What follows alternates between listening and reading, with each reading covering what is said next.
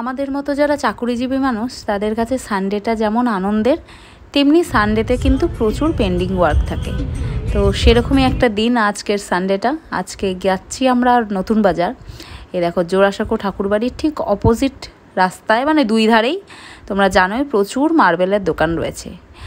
এসেছি একটা কোষ্ঠী পাথরের শিবলিঙ্গ কিনতে। এই দোকানটি থেকে আগেও আমি নিয়েছি, ভীষণ ভালো কোয়ালিটি থালা আর গ্লাস নিয়েছিলাম।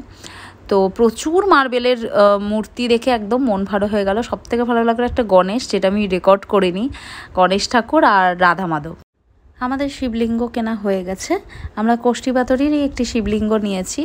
আসলে আমার বাড়ির শিবলিঙ্গটা একটা মানে বাই চান্স একটুখানি খণ্ডিত হয়ে যায়। তো পুরোহিত বললেন ওই শিবলিঙ্গটি ইয়েতে দিয়ে দিতে, গঙ্গার জলে। তাই এসেছি কুমোরটুলি ঘাটে। কুমোরটুলি ঘাটে সারা বিকেলটা দারুণ কাটলো। আমি আর অনির্বাণ একটু দাঁড়ালাম গঙ্গার ঘাটে, গঙ্গার পাড়ে বসে চা খেলাম। ওয়েদারটা খুব ভালো ছিল।